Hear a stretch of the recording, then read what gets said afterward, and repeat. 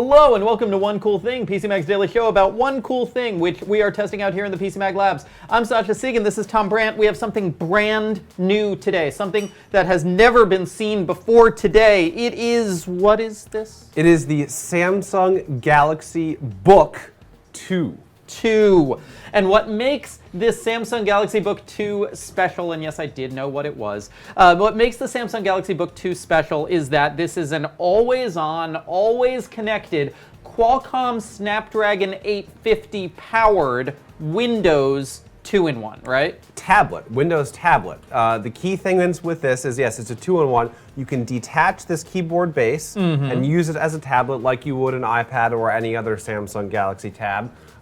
But you mentioned the always-on, always-connected part of it. That really is the key of this. It's not new. We've seen this before, but this is the first time that we've seen it with a Qualcomm Snapdragon 850 processor. And now the previous models, so we've seen this with the Asus Nova Go, and there was an HP as well, right? There was, yeah. So there's actually been 3 separate ones like this with the 845. There 835. Sorry, was it 835? 835. Okay, well, in either case, it's a smaller number, less powerful processor in these HP, Asus, and Lenovo ones. So the really big question with this that we're really eager to test out is this going to provide the amount of performance that you would expect from a regular Windows machine powered by an Intel processor? So we literally got this like 10 minutes ago, so we have not tested it. We're doing our first hands-on here. So let's walk around this device. With our hands-on. Yeah, why don't you show folks the basic port size, shape, features of it? Okay, so when you just look at the tablet, you have a 12-inch OLED display, which is full HD. So it's not 4K, it's not quite as high resolution as an iPad or something like that, but it is very bright. The colors look brilliant. Nice and colorful. It's really nice. And because it's a Windows tablet, it's a bit thicker, which means that there is room for copious amounts of ports. You get 2 USB-C ports, a headphone jack, always nice to see that here in October of 2018, and as well, micro SD card slot. A micro SD card slot, which is a combination with the SIM card. Okay, so the micro SD card slot, that makes me think about storage. How much RAM, how much storage is in here? What can you take it up to? Okay, so you get 4 gigabytes of memory and 128 gigabyte hard drive, which is kind of Chromebook material, right? It's not a lot, but those 4 gigabytes of memory are really all that you need because you're not limited by the memory here, you're limited by the processor. This is a very low power processor. It's designed not for multitasking, not for creating 4K, not for exporting 4K video, but for checking your email, for getting things done very quickly. And for battery life, right? What kind of battery life is being promised here? True, and for battery life. Now, Samsung says that we should expect like 20 hours of battery life under normal conditions, which might be, going on a cross-country trip and using it on the plane and then getting off the plane and then using it for a bit and then leaving it in your hotel and then coming back to it later, which effectively means that you should get more than a day of battery life out of this. So now this costs $999. Now if this was a Surface, wait, but if this was a Surface, we would be saying that this costs $999, right? Indeed, yeah. For that $999, you get both of these things. Actually, no, all 3 of these things. Oh my goodness. You get a pen, you get a tablet, and you get a keyboard cover, which is something that you cannot expect from Microsoft. Microsoft will sell you a Surface Pro with LTE, but the equivalent to all this stuff here costs $1,200. I think it's more like $1,400. Once you add in the keyboard and the pen. Yeah, and I mean, honestly, like, I'm not going to spend $1,400 on this, especially with 4 gigabytes of memory. So $999 is stretching it, but it's more palatable. Okay, let's take a question. Someone wants to know, how is this different from the Surface Go?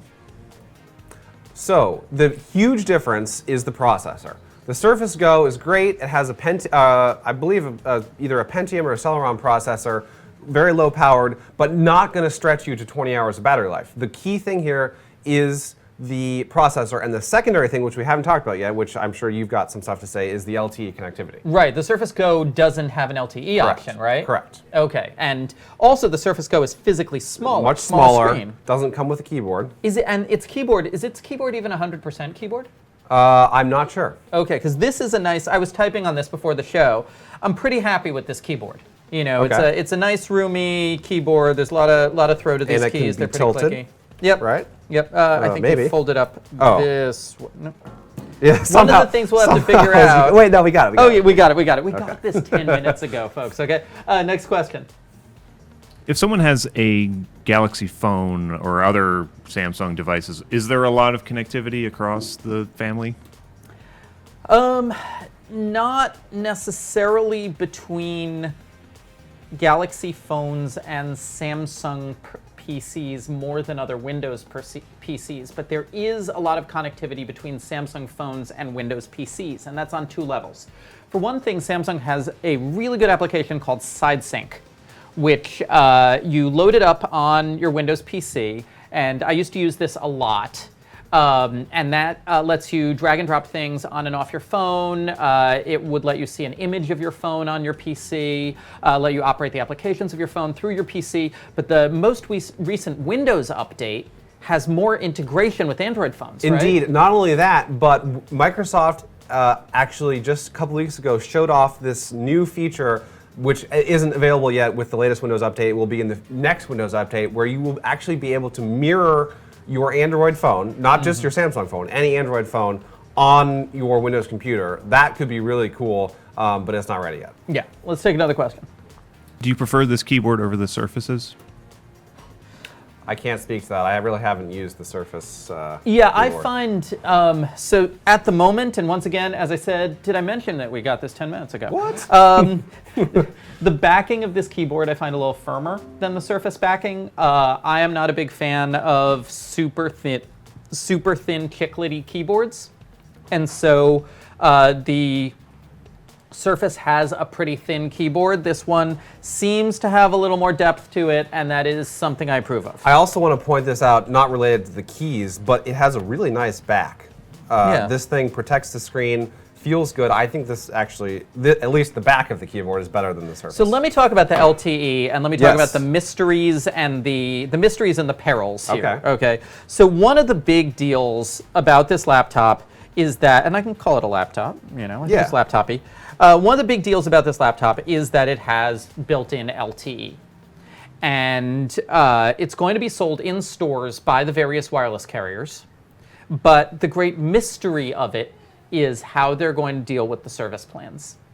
And that's something we haven't heard yet. And when we went to the launch event for this device, no wireless carriers were present, and they had no information about the service plans. And that makes me very, very, very nervous. Yeah. Because I've seen over the years laptops like this come and go frequently and keep on getting sandbagged when they hit the wireless carriers, because the wireless carriers either can't sell them, can't put service plans on them, or the service plans that they put on them are so unappealing that no one wants to buy the product. And so I'm very disturbed by the lack of the wireless carrier puzzle piece being fit in here. Yeah, and as we approach Halloween, this really is kind of like a spooky mystery that we need to get to the bottom of, because the potential here is amazing. What they're saying actually is true. If you have LTE connectivity with this, which it has LTE, sorry, if you have a service plan with this, you literally can get phone calls or Skype calls and things like that as you would on your phone. This thing doesn't have to be turned off to get that great battery life. There's a lot of potential here, but the carriers, I mean, the comparison really with the iPad here is really what you should think about, because it's so easy to turn on and turn off your LTE on an LTE-equipped iPad. That really isn't the case as far as we know yet with this, and that kind of could be a deal breaker. Yeah, the devices have an eSIM inside them, but apparently the eSIM will not be usable in the United States. On the iPad Pro, you can just select your service plan from a menu inside the device. But apparently with this, you have to get a physical nano SIM card from your carrier with the appropriate plan on it, and you can't just do snackable data, and you can't just do, oh, I want an hour of this, the way you can on the iPad. And that's it's just funny how badly the carriers screw this up. Like, they really, really screw this up.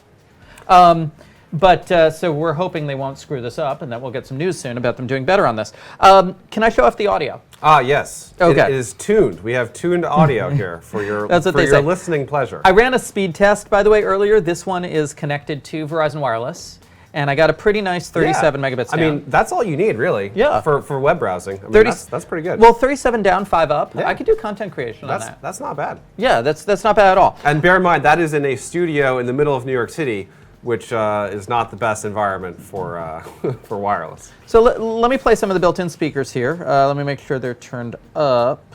Are we up? We're up. So you have one here, and then one over there. Yep.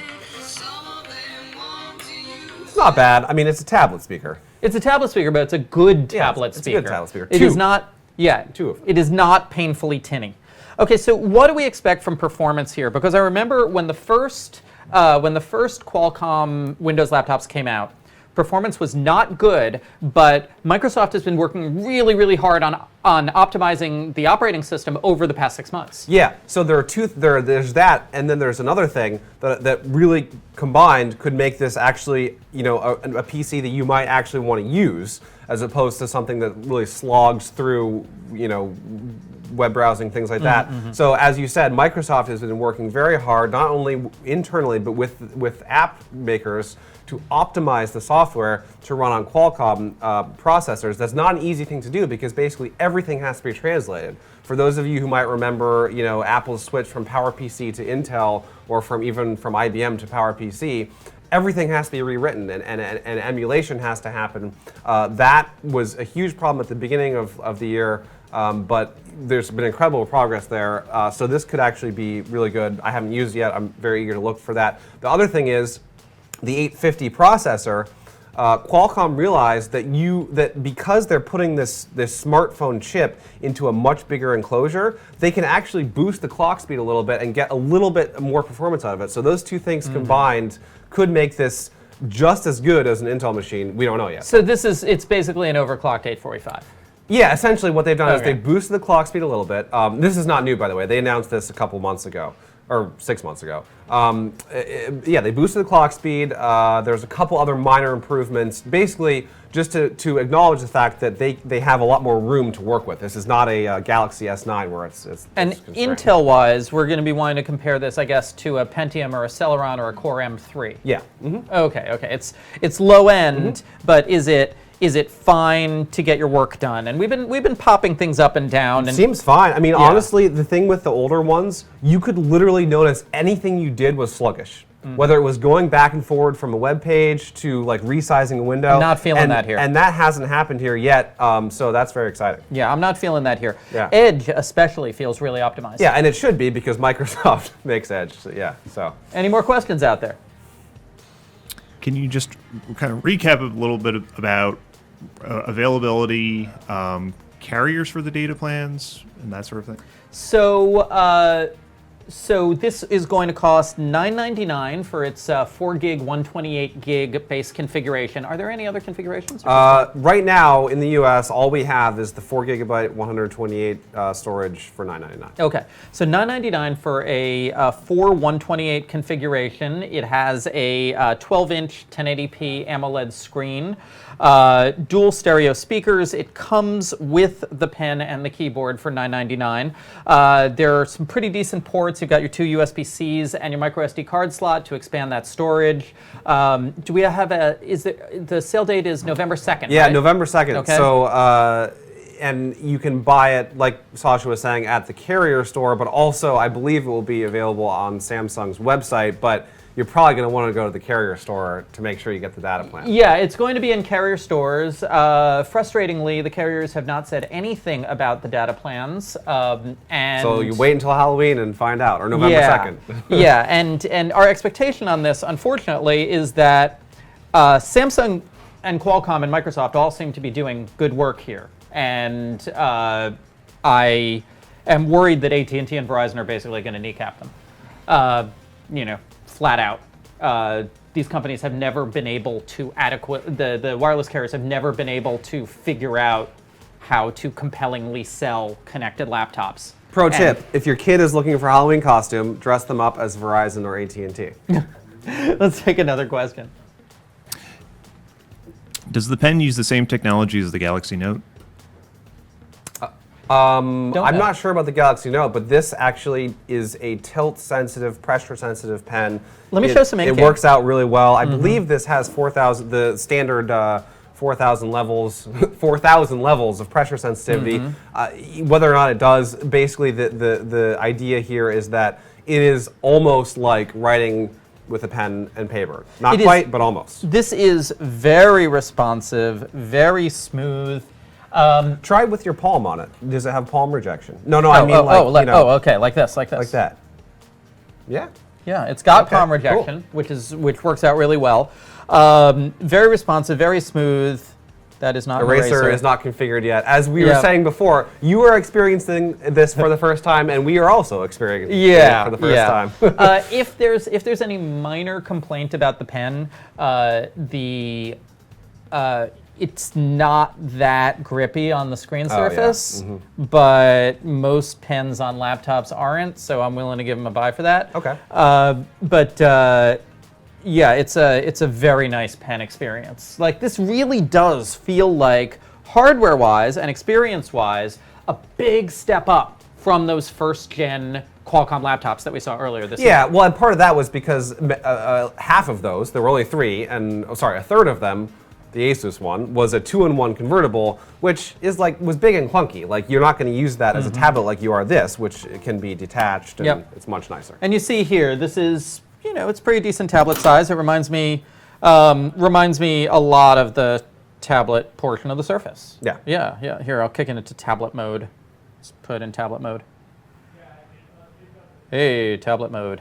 And you have these really glowy AMOLED colors. Yeah, the colors look great. I mean, honestly, with a full HD screen, you're not expecting as much as you would get from the iPad, but the colors, because of that OLED, look great. Absolutely. Any more questions out there? Okay, so this is the Samsung Galaxy Book2, and it is $999. It is coming out on November 2nd, and it is a always connected Qualcomm-powered Windows laptop with possibly immortal battery life. We're, of course, going to take it back into the labs right now. We are going to start testing it. That'll take a while. We'll figure it out. We'll see what it does, and we'll have a full review for you down the road.